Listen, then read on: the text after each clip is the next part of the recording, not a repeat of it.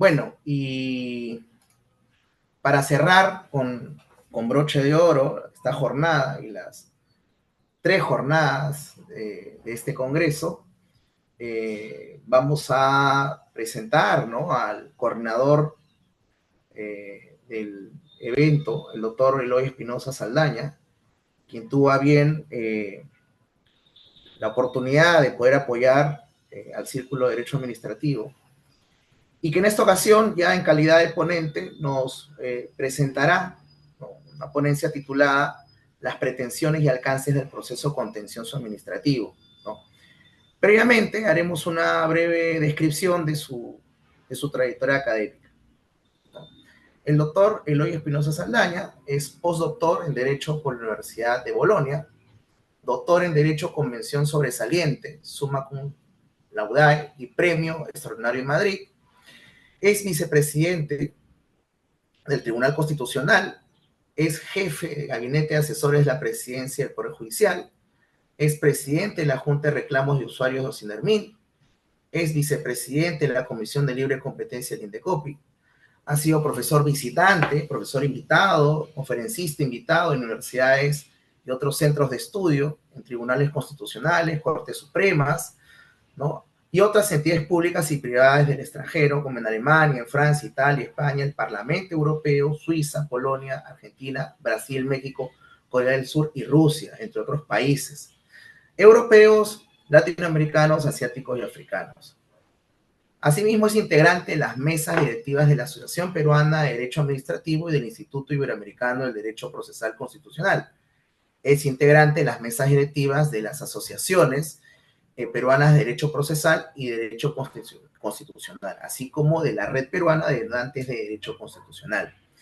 Es profesor de pre y posgrado de varias universidades peruanas, integrante, entre otras entidades, de la Asociación Internacional y el Instituto Internacional de Derecho Administrativo, las asociaciones Mundial Iberoamericana de Derecho Constitucional, el Foro Iberoamericano de Derecho Administrativo, además de ser perito por la Comisión de la Corte Interamericana de Derechos Humanos. Es autor y coautor de diversos libros y artículos sobre la materia de su especialidad. Bueno, sin más y sin otro particular, agradecemos su participación, doctor Eloy Espinosa, y le damos una cordial bienvenida. Puede empezar.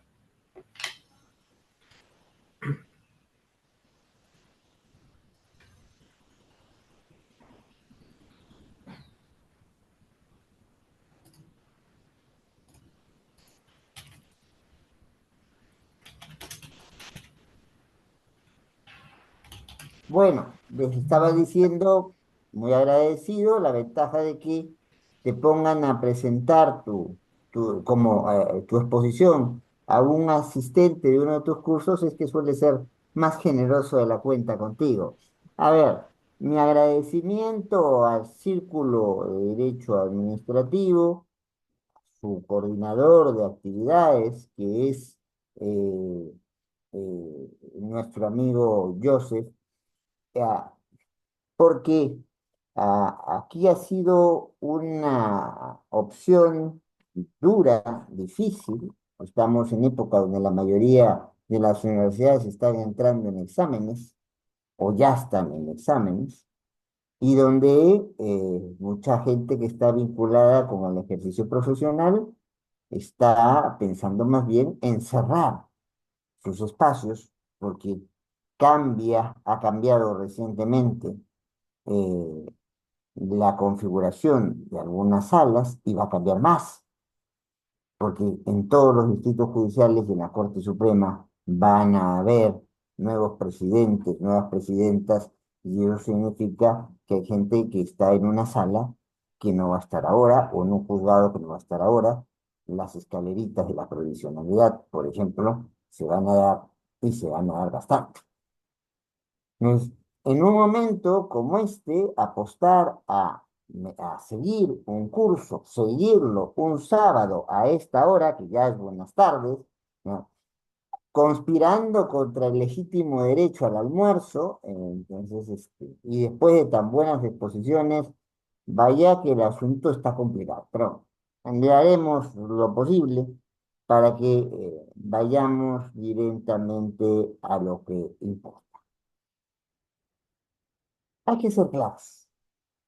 Las diferentes instituciones jurídicas, y esto lo van a seguir tanto quienes tienen la gentileza de escucharnos y vernos ahora como quienes lo harán después, porque tengo entendido que esto se está grabando para proyectarse posteriormente. Eh, las diferentes instituciones jurídicas van a estar marcadas por el contexto en el cual se aparecen y van a estar sujetas a los cambios que puedan presentarse posteriormente. Y eso no es una cuestión a la cual escape el proceso contencioso administrativo. En rigor, y hay un muy interesante trabajo de hace algunos años de Manuel María Díez, es que en rigor debería hablarse de proceso administrativo porque siempre hay controversia en el escenario de lo que vemos eh, después de la autotutela administrativa, ya en el control jurisdiccional posterior, siempre hay controversia, entonces siempre hay contencioso, es reiterativo. No, aquí no estamos hablando de algún proceso meramente declarativo donde yo voy a pedir que me reconozcan algo que ya tengo, no, no.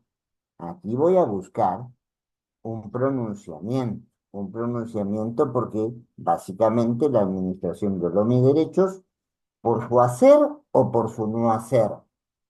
Ya eso voy a ir después. Pero bueno, ya está, como se dice en el Perú, muchas veces, reconvención, y en realidad es una contrademanda, como se dice muchas veces, reiterando precedente vinculante cuando los precedentes de por sí fijan reglas, y al fijar las reglas establecen pautas de conducta que son vinculantes. Tenemos pues la costumbre ya establecida a nivel no solo peruano, sino mundial, de hablar de proceso contencioso administrativo. Bueno, a eso vamos. Y en todas partes, como ya se ha notado, el contexto marca y los cambios del escenario también marcan. No voy a hablar de gota a gota, como mencionó el profesor Guapaya, pues pueden tener unas connotaciones en esta época que se acerquen a lo penal. Pero vean lo que nos dice en exposición anterior el el profesor Cuba.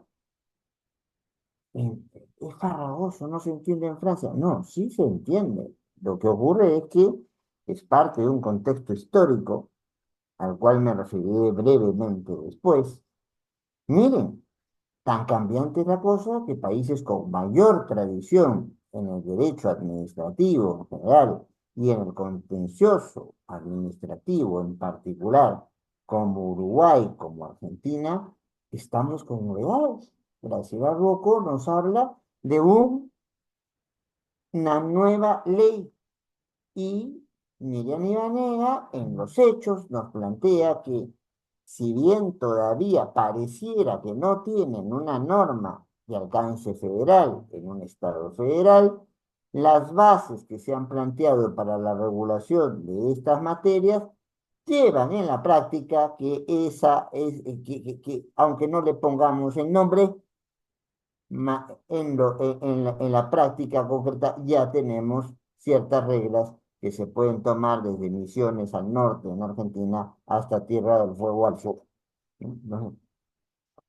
Y esto puede explicar por qué hay cosas en el tema que se me ha pedido desarrollar, que es el de las pretensiones, o sea, lo que yo quiero conseguir con un proceso, en este caso el proceso administrativo o contencioso administrativo. Eso ha cambiado. Ha cambiado a nivel mundial. Ha cambiado en el Perú y sigue cambiando y va a seguir cambiando. Lo que voy a comentar, a tal caso, es el estado de la cuestión. ¿Cómo aparece la primera manifestación de lo que hoy entendemos como contencioso administrativo? Aparece en Francia.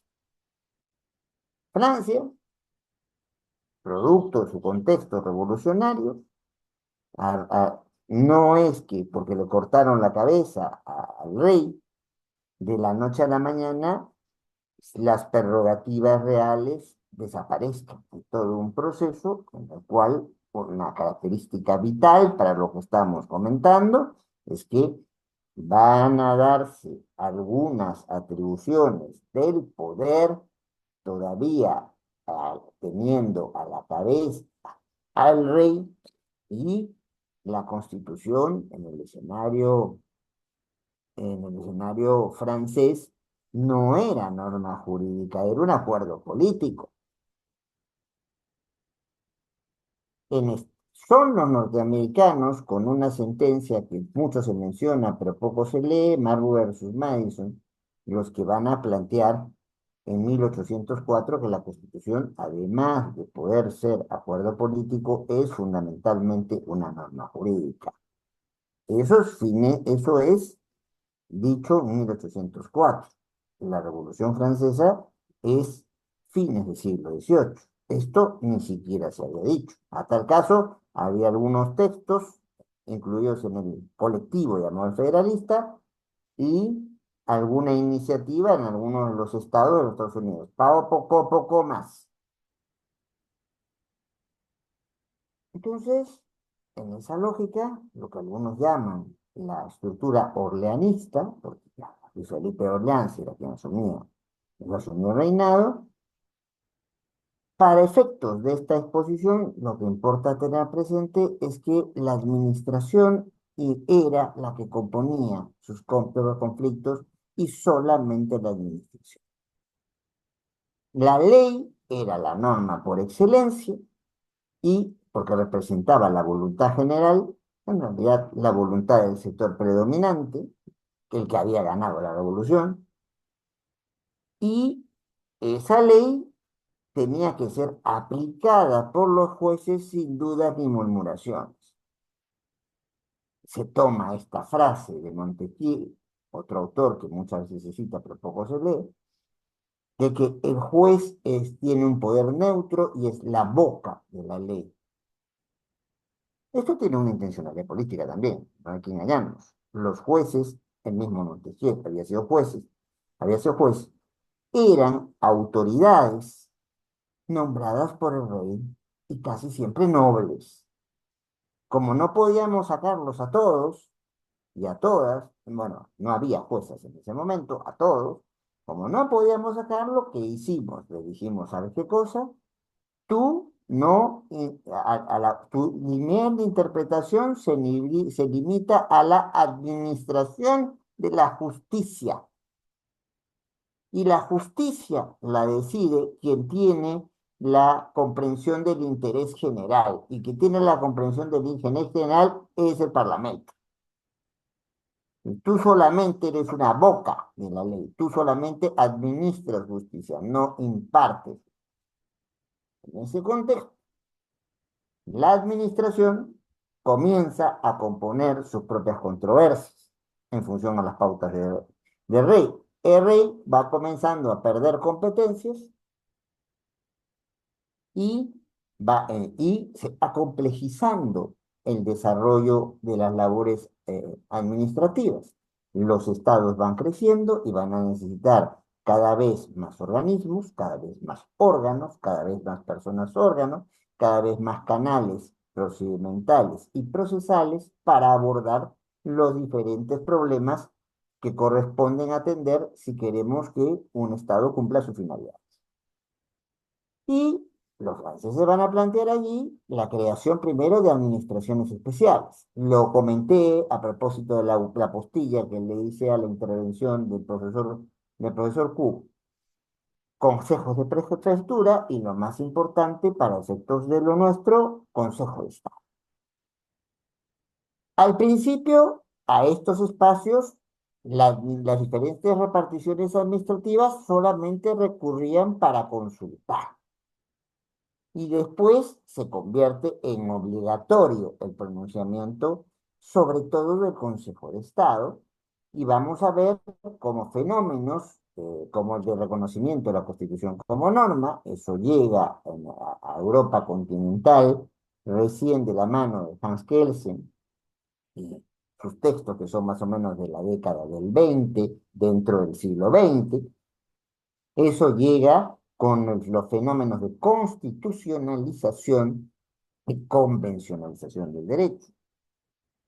Hoy, toda la conformación del poder en un Estado, hoy toda la construcción de normas jurídicas, es el sistema de fuentes, hoy todas las diferentes disciplinas jurídicas y sus instituciones, hay que entenderla de cara con la Constitución o lo que se desprenda del razonablemente texto constitucional. Y ese mismo fenómeno se ha proyectado también a los espacios convencionales. Nos obligan los tratados que hayamos firmado, pacta sunt servanda, eh, la Convención de Viena, los tratados, no puedo alegar, artículo 14, derecho interno para desconocer mis acuerdos desde afuera, e incluso hay situaciones de jus cogens, cuestiones, costumbres internacionales o costumbres de orden público internacional que ya se nos imponen en tanto y en cuanto los diferentes sujetos de derecho internacional las aplican habitualmente. Y no importa si el país lo ha suscrito o no, pero se le aplica igual. Entonces, y esto nos va llevando, también hay un aporte importante, sobre todo de los alemanes, y un acercamiento a este aporte, sobre todo en el caso nuestro, después de la famosa sentencia de Santa María, de la ley Santa María Pastor, en el caso de los españoles.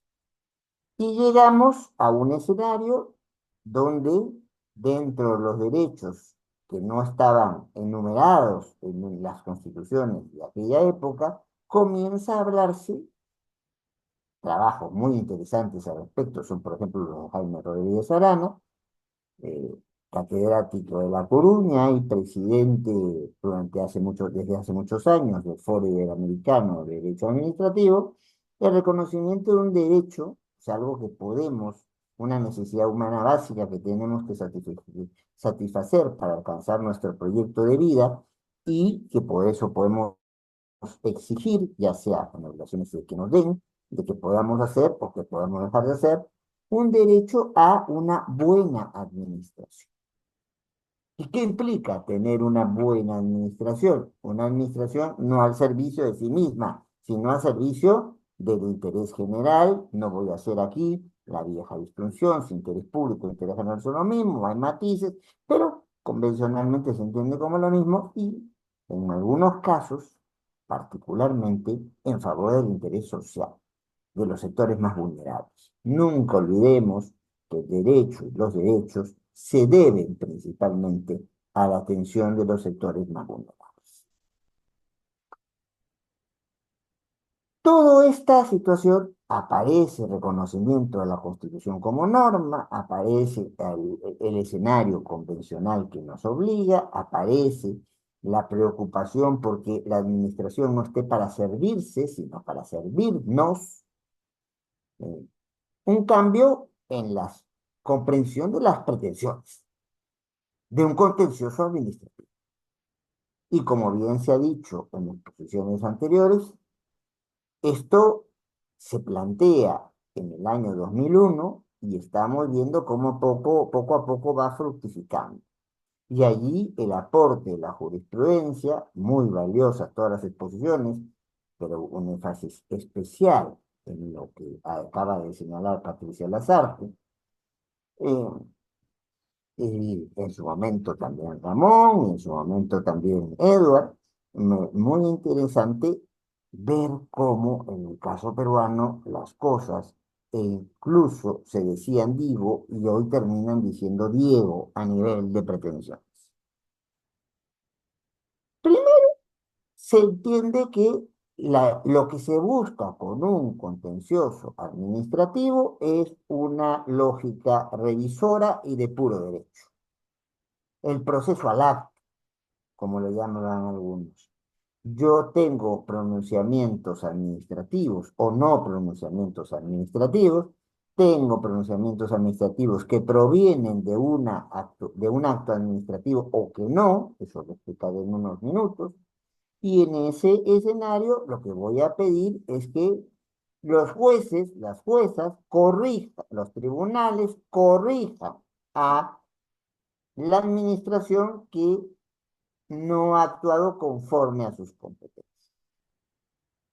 Entonces, en ese caso, la discusión, y eso lo plantean inicialmente los franceses, pero va variando, incluso en Francia, la comprensión de en esa lógica, solamente se discutía lo que estaba en el expediente administrativo, lo que no estaba en el expediente administrativo no era de este mundo, el juez contencioso, la jueza contenciosa, tenía una lógica más dispositiva, era un administrador de los intereses de las partes y decisor de lo que, en función a lo que las partes le digan, olvídense del juez director, que nunca debe ser dictador, pero sí director del proceso. ¿No? El juez recibía los paquetes, miraba lo que había hecho la administración y resolvía. Hoy, eso también es una preocupación, una pretensión dentro de un contencioso administrativo, pero no es la pretensión. Hoy la preocupación central en función a los fenómenos que he mencionado es, o sea, constitucionalización del derecho, comercialización del derecho, reconocimiento de un derecho a plena, a un derecho a una buena administración, los aportes alemanes, etcétera, etcétera. La preocupación es ahora básicamente la moneda de dos caras. Por un lado, proteger los derechos de los y las administraciones. Y de otro, garantizar que haya una buena administración, una administración que no se preocupe por sí misma, sino que se preocupe por el interés general, que se preocupe por el interés público y eventualmente por el interés social.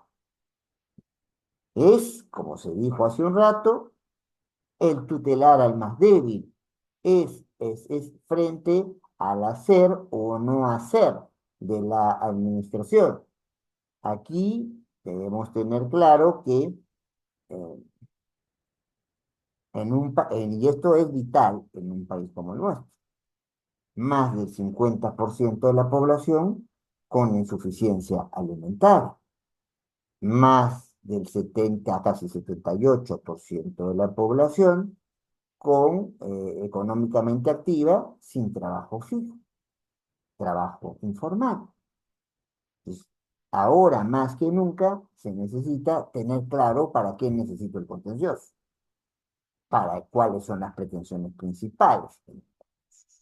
Y la principal, sin duda, va a ser preocuparnos porque el juez no sea un espectador, sea un director del proceso, que pueda jugar a no ceñirse estrictamente a la congruencia procesal, a tener un margen de libre apreciación judicial en defensa de los derechos de los y las administradas. Ahora, tampoco es que, o sea, el juez, ¿por qué? Porque el juez conoce el derecho, pero cuidado, se ha dicho aquí bien que se relaja la congruencia procesal, pero no desaparece la congruencia procesal. Quien es juez, quien es jueza, conoce el derecho, pero no puede inventarse situaciones y relaciones jurídicas que no mantengan mayor conexidad con lo pedido por las partes o hablando refiriéndonos a la estupenda exposición de Viviana Arévalo, entonces, no yendo al tema de el contencioso de lesividad, cuando la administración es más bien la que se dio cuenta que cometió un vicio de nulidad en su actuación y no estuvo en la oportunidad para poder plantear la nulidad de oficio en la misma sede administrativa. Esa es la preocupación central. Eso es lo que también ya tenían previsto los franceses y que se ha hecho referencia aquí como plena jurisdicción. Sí y no. Sí y no, porque a cabalidad, como bien lo señala a Abreu de Carías, probablemente tu publicista vivo más importante de toda América Latina, donde reconoce el derecho constitucional, el derecho administrativo, el derecho procesal, y con una fecunda obra de más de 70 libros, eh, plantea, pues, en este contexto es que Si tenemos que hay ciertas actividades de la administración, como los reglamentos que en el Perú se ven por acción popular, tenemos ciertas actividades de la administración que en el Perú, como las vinculadas con los contratos administrativos, en sus diferentes modalidades, que en el caso peruano, ley de contratación pública y reglamento de ICSIT, se tienen que resolver cualquier controversia en una sede arbitral, sea árbitros individuales, tribunales arbitrales nacionales e internacionales. Entonces, como que no toda la actividad de la administración va a estar sometida a la capacidad jurisdiccional de los jueces contenciosos administrativos o de las juezas contenciosas administrativas. Con un agravante que aquí también se anotó, el Perú tiene proceso administrativo, contencioso administrativo, pero no tiene jurisdicción contenciosa administrativa.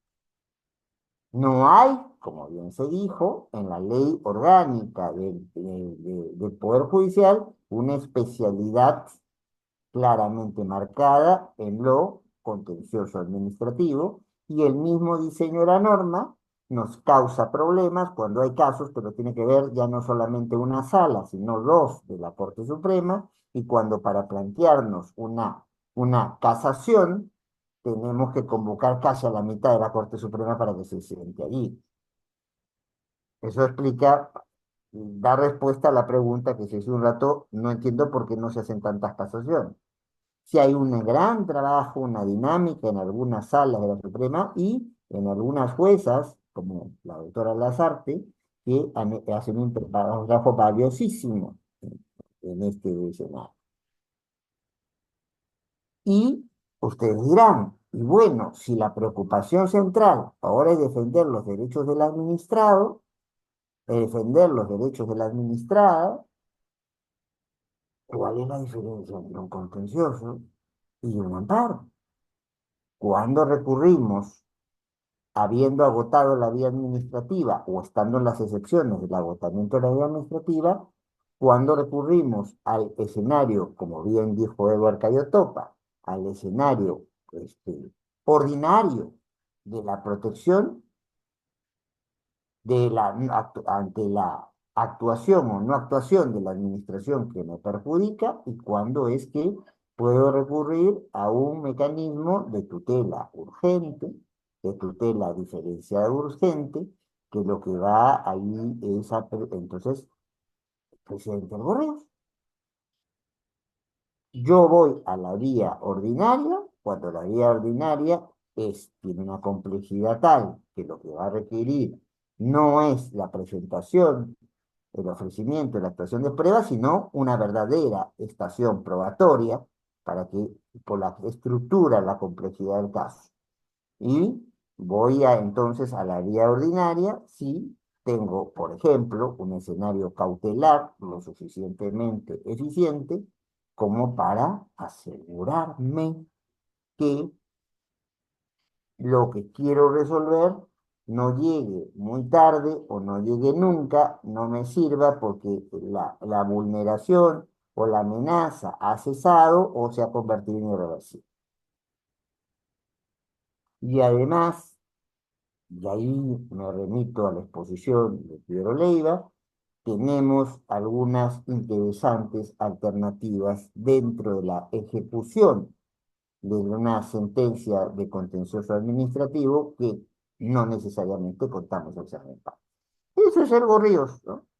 Fundamento 15 y algunas cosas más que de alguna manera nos marcan que si bien esto contencioso es hoy básicamente para proteger derechos, no toda la protección de derechos frente a lo que hace o deja de hacer la administración van a llevarse al seno del contencioso.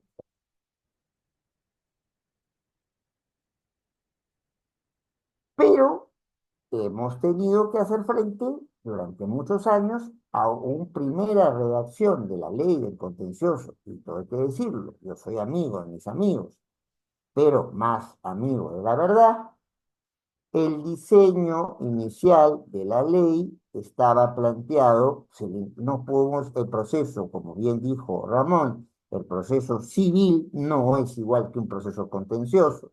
Entonces, no puedo aplicar la lógica para tocar el tema probatorio, la lógica para tocar el tema de ejecución, la lógica para tocar el tema de las cautelares en un proceso contencioso administrativo como si fuera un proceso civil. Porque eso en la práctica nos reduce a un contencioso de nulidad y nos quita la aspiración de por lo menos llegar a ser un contencioso de plena jurisdicción o acercarnos a él. Y eso fue lo que pasó lamentablemente en un principio. Poco a poco se ha ido enmendando, ya sea por las modificaciones de la norma o por los valiosísimos aportes que han hecho jueces y juezas a lo largo de todo el país, a pesar de que no tenemos una jurisdicción contenciosa administrativa enmarcada directamente en la ley orgánica del Poder Judicial. ¿Qué otras cosas también se ven por un contencioso administrativo? Se va a ver la declaración, se va a hacer desde allí una declaración de un comportamiento como contrario al derecho y se va a cesar aquella actuación material que no se sustente en acto administrativo. Uy, a esta hora de la jornada ya nos la puso complicada el profesor. Vamos a tratar de hacerlo sencillo. Vamos, estamos aquí hablando de las vías de hecho. Estamos hablando de aquí, por ejemplo, de actuaciones informales de la administración, a declaraciones de la administración que no están contenidas en un acto administrativo y que nos pasan todos los días. O no hay avisos, o no hay comunicados, o no hay información en las páginas web de las diferentes reparticiones administrativas. Pues es, esa actuación de la administración, sí, pero no es una actuación formal. No hay un procedimiento para cómo se hace un aviso. Se pone la información en el aviso y ya está. Pero eso puede causar un comportamiento contrario a derecho y alguien en sede jurisdiccional lo tiene que decir. Y ese es el juez del contencioso, o la jueza del contencioso, o el colegiado que vea contencioso. Pero también puede pasar que haya actuaciones fraudulentas de la administración donde está buscando desconocer lo que llamamos muchos el contenido material de una declaración. Fraude. Yo planteo una cosa en mi decisión administrativa, pero en la práctica hago otra. Digo que una persona está nombrada, pero en los hechos, cuando hay que desarrollar esa decisión y pasar al nombramiento, pongo obstáculos que no se desprenden de la decisión tomada. Digo, por ejemplo, que nuestro amigo Gustavo no cumple con los requisitos, pero sí, ya le dieron el nombramiento, pero no quiero impedir su nombramiento. Y ahí que hago una serie de gestiones para tratar de decir, por ejemplo, que sus documentos son falsos, que no, que le quieren nombrar para un cargo que se necesita hacer bachiller y no tiene un certificado de bachiller o tiene un certificado fraudulento o no registró, y como no registró en la SUNEDU, no registró su bachillerato, el bachillerato no existe para este mundo, ¿ya? Pues de eso hablamos como algunos de los temas que se pueden tocar como pretensiones lo contencioso. Obviamente aquí no entra eh, como comprensión para tocar en un contencioso aquello que proviene del ejercicio de la potestad reglamentaria. La potestad reglamentaria en el Perú, pues no tenemos, aspiramos a una plena jurisdicción, pero no la tenemos. Los problemas de la aplicación de la potestad reglamentaria se ven por proceso constitucional de acción popular. Tampoco aquí está abarcándose aquello que tenga que ver con la actuación arbitral. Ya hemos dicho que la actuación arbitral, entonces la actuación contractual, perdón. La actuación contractual la ve un árbitro individualmente considerado, la ve un tribunal arbitral, no me importa si sea nacional o internacional, pero las controversias en un contrato administrativo se van a ver en el Perú en sede arbitral. ¿Qué cosas sí se puede ver por el contencioso? Se puede ver por el contencioso la realización, la administración pública va a buscar ya no solamente cuestionar acciones, va a buscar cuestionar omisiones. Y ahí estamos, tanto el escenario de la inactividad formal, la norma correspondiente dictada por autoridad competente nos dice qué hacer y no lo hacemos, o en el escenario de la inactividad material. La norma correspondiente dictada por autoridad competente nos señala un margen de acción para trabajar y no me muevo en ninguno de esos aspectos del margen de acción. ¿Cuál va a ser la responsabilidad de jueces, juezas, tribunales del contencioso?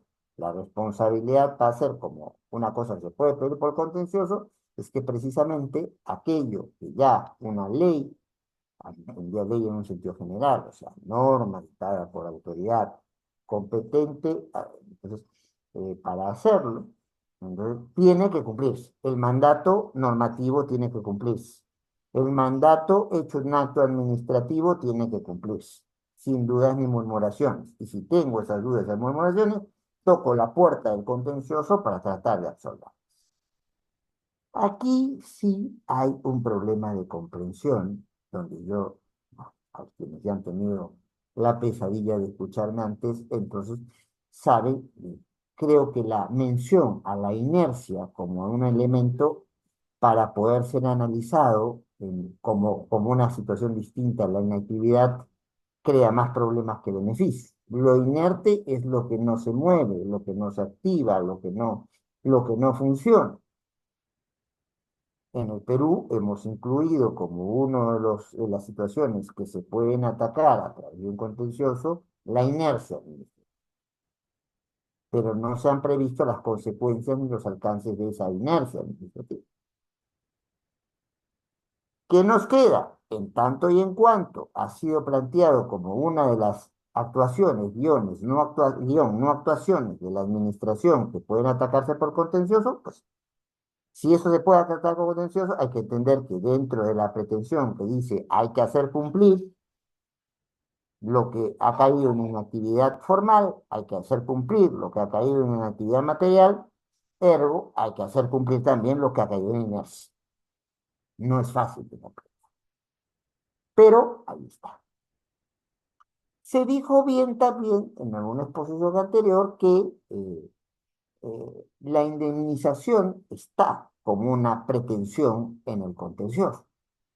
Sí, y eso ha sido una gran conquista, porque en el diseño anterior de la norma, el diseño original de la norma, cuando uno quería pedir una indemnización por el perjuicio que se nos había causado por la actuación o la no actuación administrativa, tenía que iniciar un proceso civil, e incluso un proceso civil mayor de conocimiento. Eso, si lo que yo quiero es proteger al ciudadano, a la ciudadana, de una administración que en principio tiene ejecutoriedad y ejecutividad para desarrollar su actuación, no va, ¿verdad? Si voy a tener que iniciar un proceso nuevo para que me indemnice, que me va a poder demorar 3, 4 años, entonces, cuál es el beneficio supuestamente para alguien cuyo medio procesal contencioso administrativo es el medio ordinario para precisamente proteger sus derechos?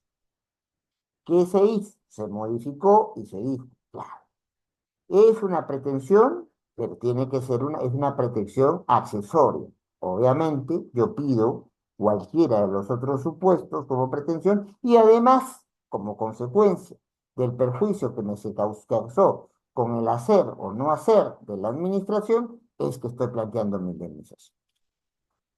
Voy avanzando porque todavía estoy en el tiempo, ¿verdad, Gustavo? No tenemos problemas con el tiempo todavía. Entonces, ¿cabe la acumulación de pretensiones? Sí, y no solo porque lo haya hecho mi querido amigo Ramón Guapaya, el cual tuve el honor de acompañar en uno de los trabajos, probablemente el más completo de los trabajos que se ha hecho sobre contencioso administrativo en el Perú, que fue su tesis de grado, no recuerdo la presentación de ese trabajo también.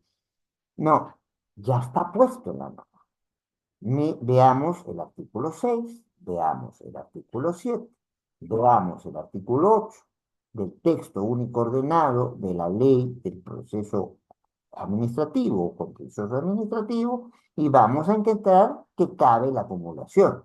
Tanto las acumulaciones originarias, o sea, aquellas que fueron presentadas desde el inicio del proceso con la demanda, como acumulaciones sucesivas, aquellas que se van a poder incorporar a conexidad, se van a poder incorporar luego de iniciado un proceso. Típico ejemplo.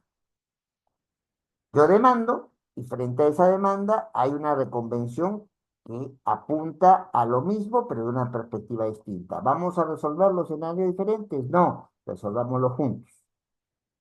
Eso permite una acumulación, y en este caso no será originaria porque no vino con la demanda, pero es una reconvención que contradice en casi todos los términos de la demanda, que no conviene que la vean, pues, dos espacios jurisdiccionales distintos porque podríamos tener pronunciamientos contradictorios sobre la misma materia. ¿Hay requisitos para estas acumulaciones? Hay requisitos. Tienen que ser competencia de un mismo órgano jurisdiccional, si no, no hay acumulación. No tienen que ser contrarias entre sí, conexidad, y aquí juega tanto lo subordinado como lo alternativo. Si estoy discutiendo porque la municipalidad me autorizó a hacer un edificio pero estoy discutiendo si había obligatoriedad por la norma de propiedad horizontal, a partir de qué piso tengo que poner por lo menos un ascensor, pues el ascensor no es la preocupación principal dentro de la construcción, pero es una preocupación importante. Va a estar subordinada a una preocupación central. Entonces, si yo planteé el caso solo sobre el edificio, pero no lo planteé sobre el ascensor, ¿puedo acumular la discusión sobre el ascensor? Puedo. Es más, debo. Y en algunas situaciones lo que va es a darse también las acumulaciones de consideraciones alternativas. Ejemplo, hoy estamos estamos haciendo un nuevo terminal del aeropuerto Jorge Chávez con una nueva vía para llegar a ese terminal, ampliando una calle. Hoy, con una discusión no menor entre el alcalde provincial de Lima y un alcalde distrital, se está queriendo continuar con un paseo de la República que está desde hace varias decenas de años no terminado en su diseño. Pero ¿qué pasa? Hay personas naturales o jurídicas que han construido en el espacio donde va a pasar esa ruta. Frente a esto, en algunos casos, porque el interés público siempre se va a imponer, pero en algunos casos la materialización puede ser una expropiación con justo y precio, si no, no es expropiación, pero también puede ser, si estamos hablando sobre todo, de entidades estatales, lo que puede haber es una conmutación de bienes. Yo suelto esto, pero tú vas a la SBN y pides que te den otro bien. Entonces, ese es un típico caso en un contencioso donde se presentaría la posibilidad de acumulaciones de pretensiones que son alternativas. O escojo esto o escojo lo otro, pero con algo me tengo que quedar. Ojo que en el Perú no se ha trabajado mucho el tema de conflictos interadministrativos y eso sería un tema muy bonito para abordar en otra ocasión, pero creo que ya el tiempo me ganaría para tocarlo con detalle. ¿Qué requisitos se pide más para la acumulación de pretensiones? Sean pretensiones o acumulaciones originarias o sucesivas, que sean tramitables en la misma vía procedimental. Como todos recordamos, en el contencioso administrativo, no todas las materias de un contencioso van a tener la misma pauta procedimental. Y eso hay que tenerlo presente si quiere acumular. Y obviamente el concepto básico para toda idea de acumulación, conexidad. Ahora, esta conexidad se puede dar en tres escenarios distintos. Conexidad por la actuación que esté impugnable, conexidad porque estamos hablando de los mismos hechos, y conexidad porque hay elementos comunes en la causa a pedir. ¿Cuáles son algunas, y con esto voy terminando, precisiones que se van a hacer si lo que estamos hablando es del escenario de acumulación de pretensiones sucesivas? Aquí sí hay un problema que subsiste por más reformas que se han hecho a la ley del 2001. El problema de técnica legislativa. Es una norma que a veces no es fácil de entender porque el artículo 11 te dice, este aplica aquí los supuestos del inciso cuarto, el inciso séptimo, siempre y cuando no se oponga a lo que dice el artículo cuarto. Eso no es una buena técnica. La disposición que contiene un conjunto normativo tiene que explicarse por sí misma. Las referencias nos complican y nos pueden llevar al vaso medio lleno o al vaso medio vacío, y ante esa duda, los pronunciamientos contradictorios salen. Si basta con que cambie la composición de un colegiado o baste con que cambie quién es autoridad con capacidad de decidir para que las cosas se puedan ver distinto, si además la lectura de lo que tengo que aplicar es compleja, el, el riesgo es mucho mayor. Entonces, hay que apostar no solamente a tener normas, sino a tener leyes, tener diferentes tipos de normas, sino que quien las aprueba, hablemos en términos generales de la facultad legislativa, tenga una técnica adecuada y que en cada espacio nos explique lo que quiere hacer. Bueno, eso no pasa aquí con la acumulación de pretensiones sucesivas. Yo voy a tratar de explicarlo muy breve. Hay que cumplir, sí, con los requisitos que ya mencioné, jueces con la misma competencia, cosas que no sean contrarias entre sí, que puedan ser tramitadas por una misma vía procedimental, que haya conexidad por lo que la actuación impugnable, que haya conexidad por los mismos hechos, que haya conexidad por los elementos comunes en la causa a pedir, pero también lo que se va a pedir es obviamente en estos casos, porque como es sucesiva, no entró con el escrito de demanda, llega después, no tengo cómo enterarme de lo que se está planteando ahora como parte de este contencioso. Entonces, tiene que haber traslado. No necesariamente audiencia, traslado a la otra parte.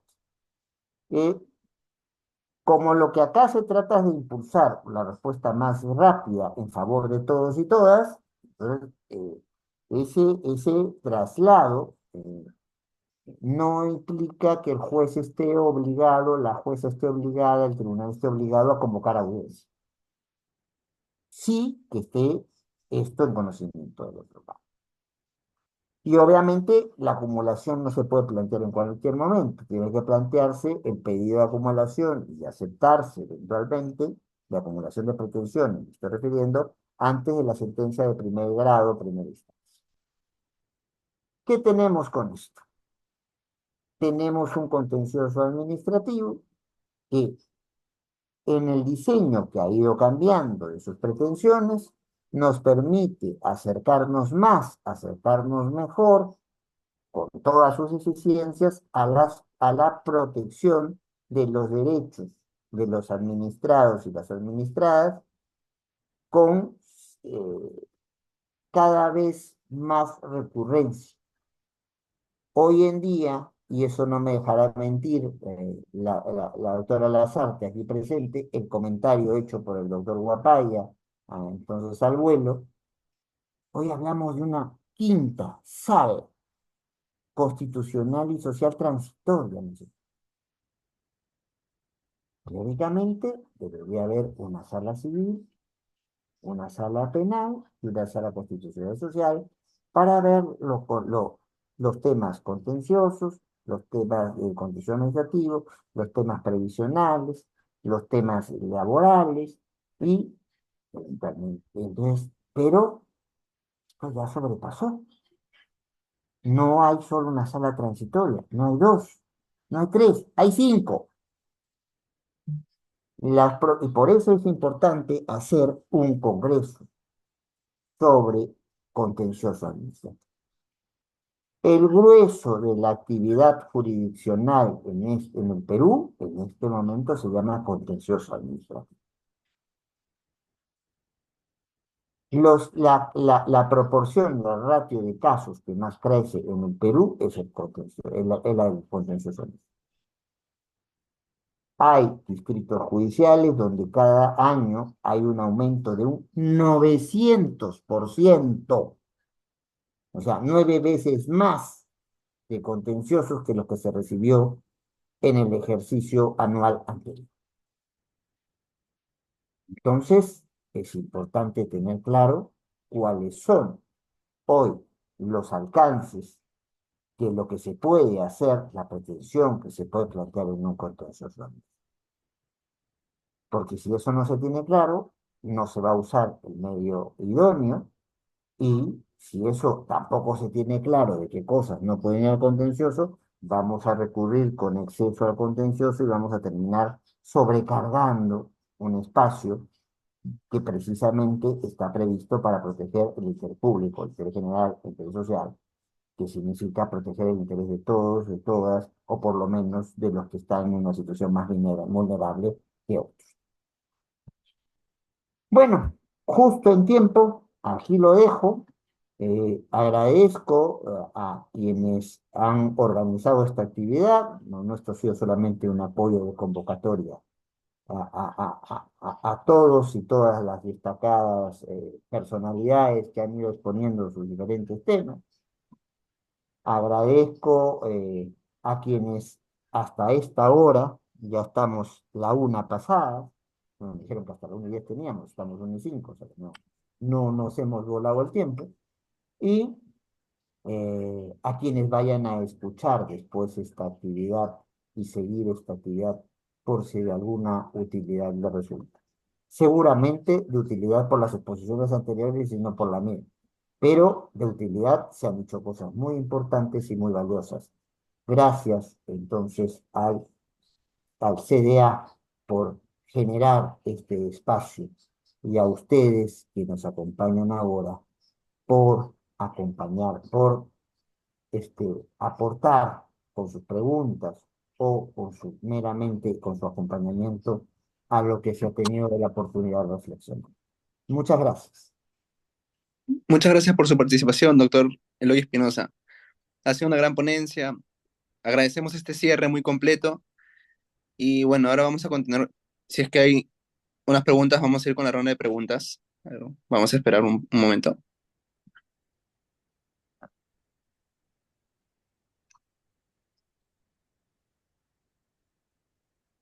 Bueno, vemos que no hay preguntas en el chat, pero de todas maneras reiteramos nuestro agradecimiento con su participación, doctor Eloy. Esperamos contar con su participación en futuras oportunidades y muchas gracias. Ahora vamos a pasar con el director, Joseph. Muchas gracias a todos, a ustedes. Yo soy más bien el agradecido. Yo sé.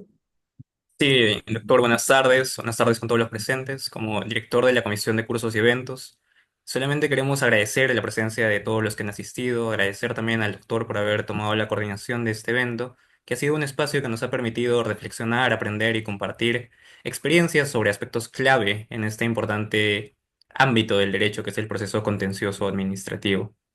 Sin más, agradecemos invaluablemente su presencia, doctor Eloy, igual a la doctora Patricia Lazarte, quien nos acompaña aún a estas horas, y quisiéramos invitar a todos a que nos puedan acompañar en futuras ocasiones, en futuros eventos, aquí en el Círculo de Derecho Administrativo, para seguir promoviendo espacios en los que se puedan intercambiar ideas y fortaleciendo nuestra comunidad jurídica en cuanto al derecho administrativo se refiere. Buenas tardes con todos y un gran abrazo desde aquí. Un abrazo para todos y todas. Luego. Hasta luego, doctor. Un abrazo.